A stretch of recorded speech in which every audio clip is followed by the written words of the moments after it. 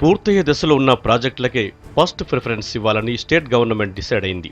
రాష్ట్రంలో దాదాపు 30 ప్రాజెక్టులు కొద్దిపాటి నిధులతో పూర్తయ్యే అవకాశం ఉంది. వీటిని పూర్తి చేస్తే 40 లక్షల ఎకరాలను సాగులోకి తీసుకురావచ్చు. దీంతో ఈ ప్రాజెక్టులకు బడ్జెట్ కేటాయింపులు చేయనున్నారు. వచ్చే బడ్జెట్లో ఇరిగేషన్కు దాదాపు 5,500 కోట్ల రూపాయలను రాష్ట్ర ప్రభుత్వం అలాట్ చేయనుంది. ఇప్పటికే అమల్లో ఉన్న ప్రాజెక్టులను తొందరగా కంప్లీట్ చేసి అదనపు ఆయకట్టుకు సాగునీరు అందించేలా ప్రతిపాదనలను ప్రభుత్వం రూపొందిస్తోంది.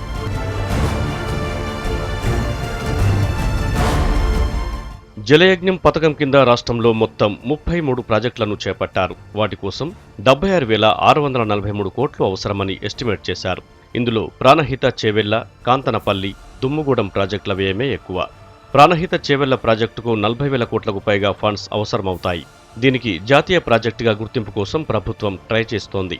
దుమ్ముగూడెం ప్రాజెక్టులు 10,000 కోట్లు ఖర్చవుతాయని అంచనా. దీంతో అసలు ఈ ప్రాజెక్టు అవసరమా అనే విషయంపై అధికారులు ఎటూ తేల్చుకోలేకపోతున్నారు. కాంతనపల్లి ప్రాజెక్టుకు కూడా 10,000 కోట్ల రూపాయలు అవసరమవుతాయని భావిస్తున్నారు. దీంతో ఈ 3 ప్రాజెక్టులను ప్రస్తుతానికి పక్కన పెట్టి మిగతా 30 ప్రాజెక్టులను కంప్లీట్ చేయాలని భావిస్తున్నారు. వీటికి 14,667 కోట్లు సరిపోతాయని అధికారులు అంచనా వేస్తున్నారు. వచ్చే బడ్జెట్లో 5,500 కోట్లు కేటాయించే ఛాన్స్ ఉంది. ఇదే స్థాయిలో ఫండ్స్ ఇస్తే వచ్చే 3 ఏళ్లలో ప్రాజెక్టులన్నీ అందుబాటులోకి వస్తాయని భావిస్తున్నారు. ఇప్పటిదాకా ఆయా ప్రాజెక్టుల కోసం దాదాపు 36,757 కోట్లు ఖర్చు చేశారు.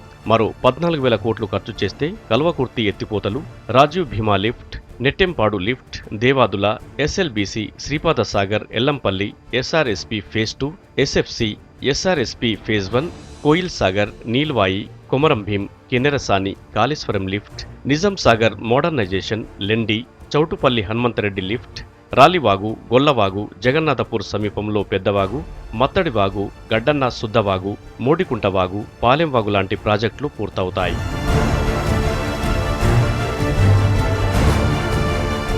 మొత్తానికి తక్కువ వ్యయం, తక్కువ సమయం, ఎక్కువ ఫలితం పొందేలా ఇరిగేషన్ సెక్టార్ను ముందుకు తీసుకెళ్లాలని ప్రభుత్వం డిసైడ్ అయింది.